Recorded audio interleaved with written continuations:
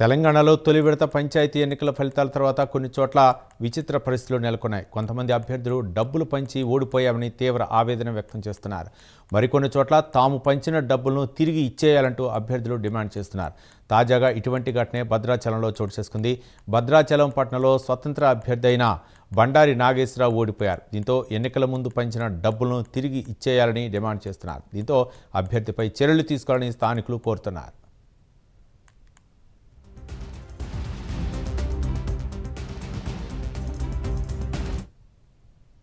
సర్పంచ్ ఎన్నికల్లో ఈ 14వ వార్డు నుంచి ఇండిపెండెంట్ అభ్యర్థిగా పోటీ చేసిన బండారు నాగేశ్వరరావు ఇంటింటి తిరిగి డబ్బులు పంచానని, నాకు ఓట్లు వేయలేదని ఈరోజు మళ్లీ ఇంటింటికి తిరిగి నేనిచ్చిన డబ్బులు నాకు ఇవ్వాలని మహిళల్ని అసభ్యకరమైన బూతులు తిట్టుకుంటూ డబ్బులు వసూలు చేసుకుని పోయిండు. అది ఎంతవరకు కరెక్ట్ అని మేము ప్రశ్నిస్తున్నాం. ఈ ప్రాంతంలో మహిళలు ఆయన ఇంటికి వెళ్లి డబ్బులు అడగలేదు ఎవరు. ఆయనే ఇంటింటికి తిరిగి డబ్బులు పంచడం జరిగింది. డబ్బులు పంచి నాకు ఓట్లు వేయలేదని బూతులు తిట్టిండు. ఆ బూతులు తిట్టిన వ్యక్తిపై చట్టపరంగా చర్యలు తీసుకోవాలని మేము కోరుతా ఉన్నాం.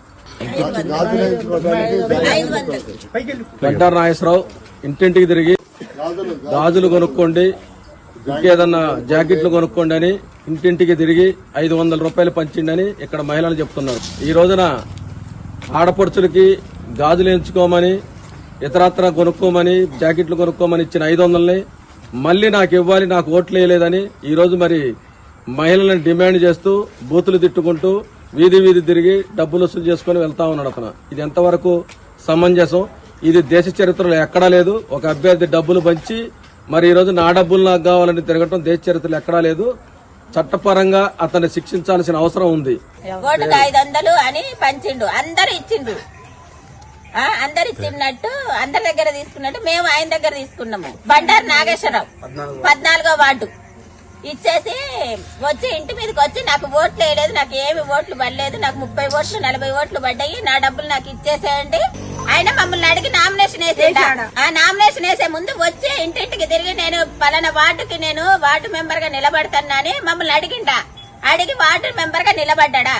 నిలబడితే మేము ఓకే అంటే సరే మీరు నిలబడండి, నేను మిమ్మల్ని గెలిపించుకుంటామని మేము ఆయనకు మాట ఇచ్చినామా?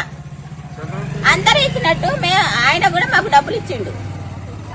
అది పేర్లు రాసుకురమ్మంటే పేర్లు రాసి అమ్మ మీ బజార్లో ఎంత మంది ఉన్నారంటే పేర్లు రాయంటే నేను రాసిన కానీ నేను రూపాయి కూడా తీసుకోలే. రూపాయి ఇచ్చిందని ఆయన అనమను. నాకు ఏ స్లిప్ కి ఎంత ఉందో ఎన్ని ఓట్లు ఉన్నాయి అన్ని ఓట్లకే డబ్బులు ఇచ్చిన. మా ఇంట్లో 4 ఓట్లు, 4 ఓట్లకి ఒక్కొక్క ఓటుకి 500 చొప్పున 2000 ఇచ్చిండు.